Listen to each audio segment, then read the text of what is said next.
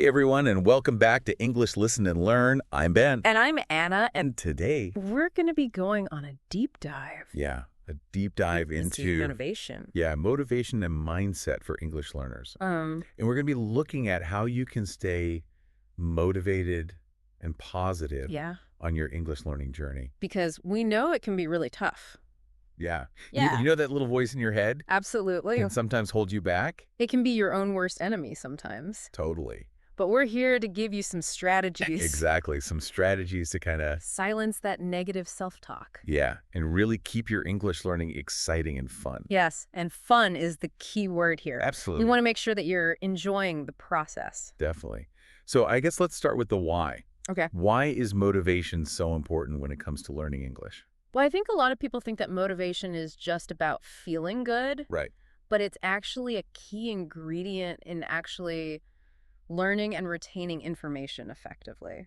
Okay, so there's a scientific link There is between motivation and success in language learning. Wow. Yeah, so there's this fascinating theory called self-determination theory, or SDT for short. Yeah, SDT.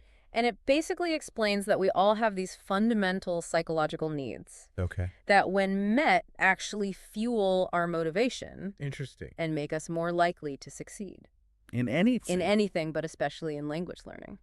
Okay, so tell me more about these needs. Okay, so the first one is competence. Competence. And this is all about feeling like we're good at something. Right. That we're making progress. Okay. That we're achieving our goals. Okay. So in the context of English learning, this means setting realistic goals. So not saying I want to be fluent in like a month. Exactly. It's more like, okay, what can I achieve today? What can I achieve this week? Right, so maybe learning 5 new words a day. Exactly, or being able to introduce yourself confidently. Yeah, okay, so setting those small goals. Yes, and celebrating those wins. Celebrating even the small wins. Every single win, no matter how small it is. I like that. Because those small wins build momentum. They do, yeah. And they give you that sense of, I can do this. Right. Which then fuels your motivation to keep going. Okay, so that's competence. Yes. Feeling good, feeling like you're progressing. Exactly. What's next? So the next one is autonomy. Autonomy. And this one is all about feeling in control of your learning journey. I like that. Yeah. So this means... So choosing the methods that work for you. Yes, choosing methods that resonate with you, setting your own pace. Right. And having a say in what and how you learn. I guess that makes sense, because if you're forcing yourself to do something, exactly, you're not going to enjoy it. If you feel like you're being forced to study in a way that's boring or restrictive, it's going to be really difficult to stay motivated. It's like being told to read a book you don't like. Exactly. Versus choosing one that you... It's all about finding what sparks joy in your English learning journey. I like that. And then finally, we have relatedness. Relatedness. This is about feeling connected to others. Okay. Feeling supported and feeling part of a community. So like having friends who are learning English with you. Yes. Finding a language partner. Yeah. Joining an online community. Having someone to practice with. Or even just having a supportive friend or family member. Yeah. Who encourages you and believes in you. Yeah, because it can be lonely. It can. If you're doing it all by yourself. But when you have that sense of connection, it can make all the difference. Okay, so we've got competence, autonomy, and relatedness. Yes. The trifecta. The trifecta of motivation. I like that. And when these needs are met, it's like a superpower. It's like unlocking. Unlocking your potential. Yeah, your full potential. Absolutely. Okay, so we've talked about the importance of motivation. Yes. We've talked about these 3 needs that fuel motivation. Yes, but what about those pesky negative thoughts? Oh, the negative thoughts? The ones that tell us we're not good enough or that we'll never be fluent. Yeah, or that we should just give up. Yeah, those are the worst. They can be really tough. They really can. But it's important to remember that those thoughts are just thoughts. Okay. They're not facts. That's a good point. They're often based on fear and self-doubt, and they don't actually reflect our true abilities. So how do we deal with them? Well, one powerful technique is reframing. Reframing. So it's basically consciously changing the way we think about those negative thoughts. Okay, so instead of saying, I'm terrible at English, you might say something like, I'm still learning, and I'm making progress every day. Yeah, okay. So it's a subtle shift in wording. It is. But it can make a big difference. It can, because it's more positive. Exactly. It's like changing the script in your head. Yes, and it's about focusing on the positive, on the progress you're making. No matter how small? Exactly, no matter how small it might seem.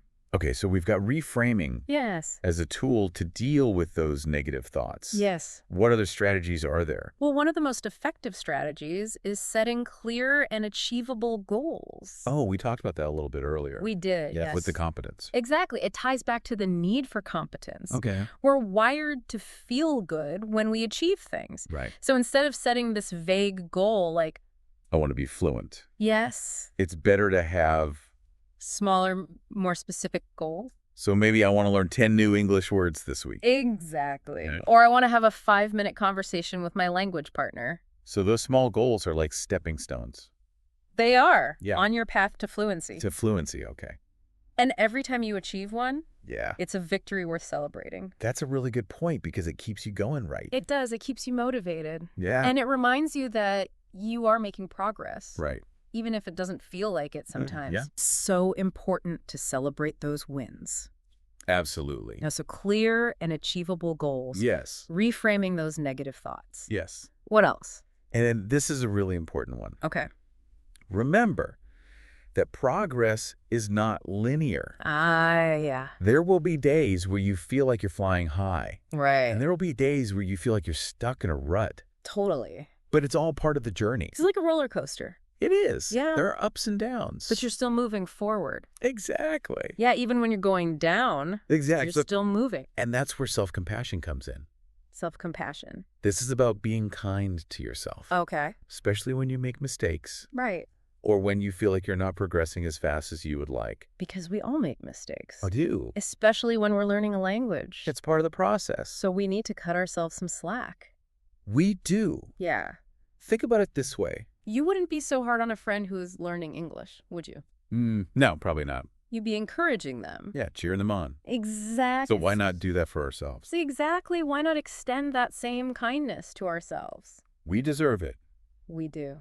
Okay, so self-compassion, super important. Very important. Anything else? And remember, learning a new language is a marathon. Ah, yeah. Not a sprint. Good analogy. It's a journey of self-discovery. I like that. And it's meant to be enjoyed. It is. It's meant to be enjoyed. So find ways to make it fun. Find those things that spark joy. Exactly. Yeah. Whether it's watching movies, listening to music, reading books, talking to people. Yes, connecting with other learners. Playing games. There are so many ways to make it fun. And I guess the good thing is you don't have to just do one thing right. Exactly. You can mix it up. You can mix it up. You can find what works for you. Okay, so find what works for you. And sometimes we need a little extra boost to stay on track. We do. And that's where motivational tools can come in handy. Okay. Think of them as your cheerleaders, your accountability buddies. Your little reminders of why you started this journey. Exactly. Okay, like what? Well, one great tool is a vision board. A vision board. So this is a visual representation of your goals. Oh, I like that. Of your dreams. Yeah. And all the amazing things you want to achieve. With your English. With your English skills. I could put pictures. Yes, you can use pictures. Like places I want to travel to. Or quotes. Or quotes. Yeah, anything that inspires you.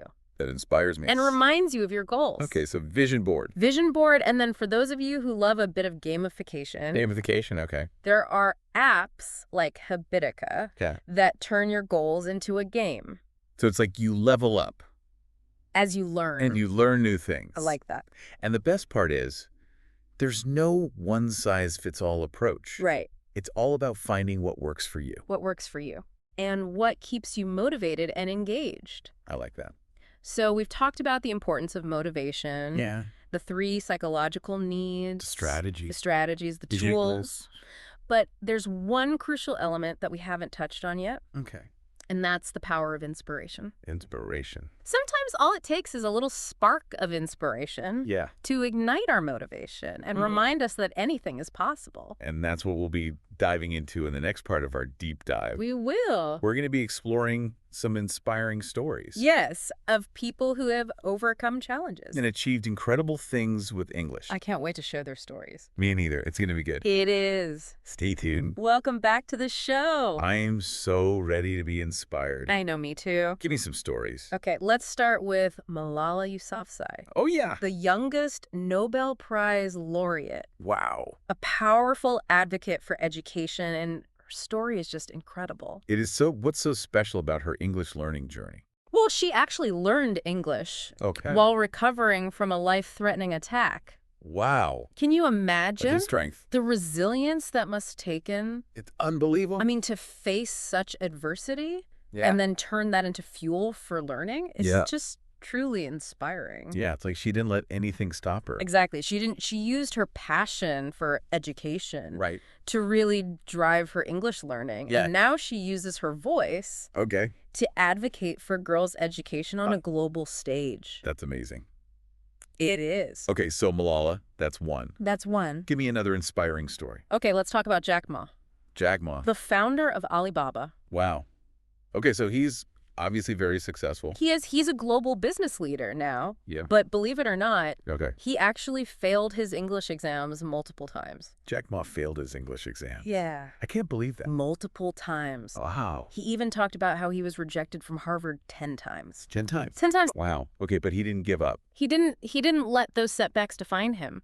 So how did he turn things around? Well, he found a really creative way to immerse himself in the language. Okay. He started giving tours to tourists to practice his English. Wow. He used what he thought was his weakness as a strength.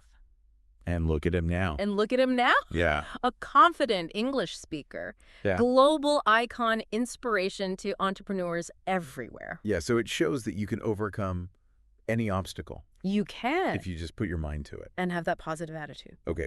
So we've got Malala, we've got Jack Ma. We do. Who else? Okay, let's move on to the world of K-pop. Ooh, K-pop. Have you heard of RM from BTS? Yeah, of course. BTS. Everyone knows BTS. Exactly. Yeah. He actually learned English by watching the TV show Friends. No way! Friends over and over again. I love that show. It's a classic. But he learned English just by watching it. Well, it wasn't just passive watching. He was actively studying the language. So he was paying attention to the pronunciation. Yes, the pronunciation, the vocabulary. The grammar. The nuances of everyday conversations. So he was using something he enjoyed. Exactly. To learn. And you know, his motivation was really to connect with his international fans. Oh. And share his music with the world. Wow, so powerful. It is. It's like finding what works for you. Exactly. And using that. And he's now a fluent English speaker. Wow. Delivers powerful speeches in English. Connects with millions of fans worldwide. So inspiring. It is. Okay, so we've got Malala, we got Jack Ma, we've got RM. We do. I'm sensing a theme here. What's that? They all faced obstacles. They did. But they found a way to use them as stepping stones. You're absolutely right. Yeah. It's not about being immune to challenges. Right. It's about how you respond to them. Okay. And that's what sets these individuals apart. So it's okay to stumble. It is. It's okay to make mistakes. It's okay to feel frustrated. It's all part of the journey. It's what we do next that counts. Exactly. Okay, I like that a lot. And that brings us to another inspiring figure. Okay. Serena Williams. Serena Williams. One of the greatest tennis players of all time. Okay.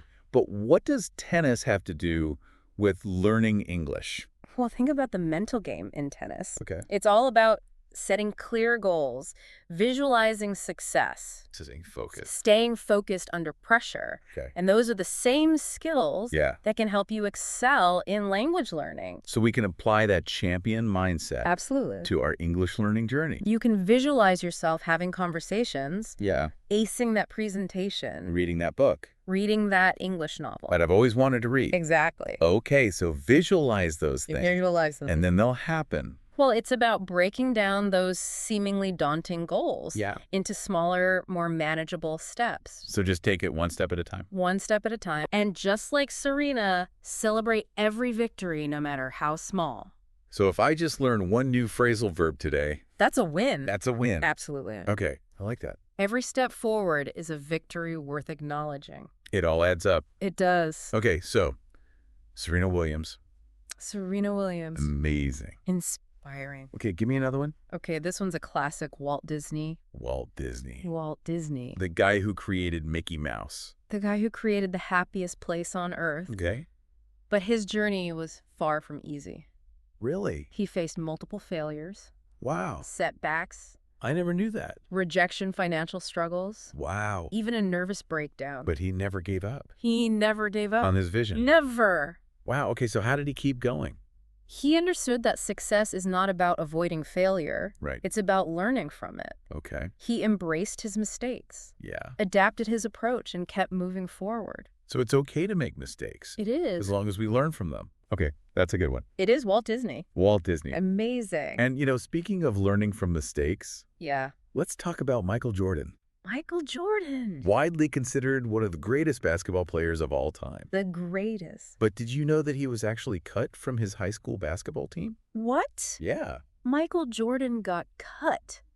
Imagine the sting of that rejection. Yeah. The self-doubt that must have crept in. Yeah, I can't even imagine. But instead of letting that setback define him, yeah, he used it as fuel to work even harder. Wow. He practiced relentlessly. He developed this incredible work ethic. And the rest is history. And the rest is history. Wow. So it's really all about how we choose to respond to those challenges and setbacks. We can either let them defeat us. Yeah. Or we can use them as opportunities to grow. Exactly. Okay, I am feeling very inspired right now. I am too. These stories are so powerful. They are. It's like anything is possible if we just set our minds to it and never give up. And never give up. On our dreams. Okay, but we've only just scratched the surface, right? We have. There are so many more inspiring people out there. So many.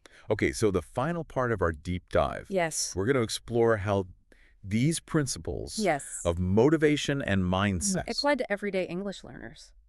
Oh, okay. Like you. Okay, awesome. We'll delve into practical tips and actionable advice. To help us stay inspired. To help you stay inspired and achieve your language goals. This is going to be good. So stay tuned. Stay tuned. So we've talked about all these amazing people. We have inspiring individuals. Malala, Jack Ma. RM. Serena Williams. Walt Disney. Michael Jordan. All these high achievers. Yeah. It's inspiring, but I also wonder, what about the rest of us?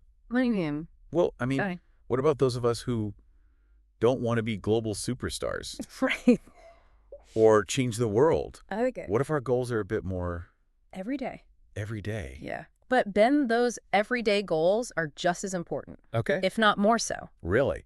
Yeah. Think about it. Being able to confidently order food at a restaurant in English. Yeah. Having a conversation with your English-speaking neighbor. Right. Understanding your favorite TV show without subtitles. Yeah. These are all incredible achievements. Yeah, they are. That can enrich your life.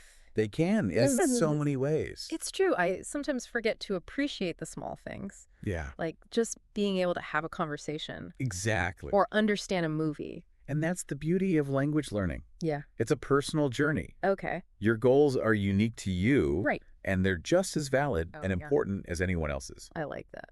So no matter what your motivation is for learning English, whether it's for travel, work, personal growth, connecting with loved ones, the joy of learning. Yeah. It's about celebrating those personal wins. Okay. And recognizing how far you've come. I like that. And remember, the journey itself is just as rewarding as the destination. Right. You'll discover new cultures. Yeah. Expand your horizons. Connect with people from all walks of life. It's like opening up a whole new world. Exactly. Okay, so don't forget to enjoy the journey. Absolutely. Right. And along the way, remember those key ingredients. Oh, yeah. We talked about those tips. Setting realistic goals. Okay. Celebrating your progress. Yeah. Finding what makes learning fun for you. Right. Being kind to yourself. Important. And don't be afraid to ask for help. Okay. Or support when you need it. Good advice. And most importantly, remember that you're not alone. Right. On this journey. Yeah, there's a whole community out there. There is. Of other English learners. All facing similar challenges. Celebrating victories. Supporting each other along the way. Exactly. And remember all those inspiring individuals we talked about. Yeah. They all started somewhere just like you. They did. They faced setbacks. Yeah. They made mistakes. Yeah. They doubted themselves. But they kept going. But they persevered. They did. And so can you... Okay, so... embrace the challenge. Yes. Find joy in the process. Absolutely. And never stop believing in yourself. Beautifully said. So that all our amazing English learners out there. Yeah. Keep chasing those dreams. Keep pushing those boundaries. And never stop exploring the incredible world of English. You got this. We're cheering you on. Every step of the way. And that's a wrap. That's a wrap. On another incredible deep dive. It's been a pleasure being here. Thanks for joining us. Until next time. Keep learning, keep growing, and keep spreading those positive vibes. Thanks for watching. Until next time.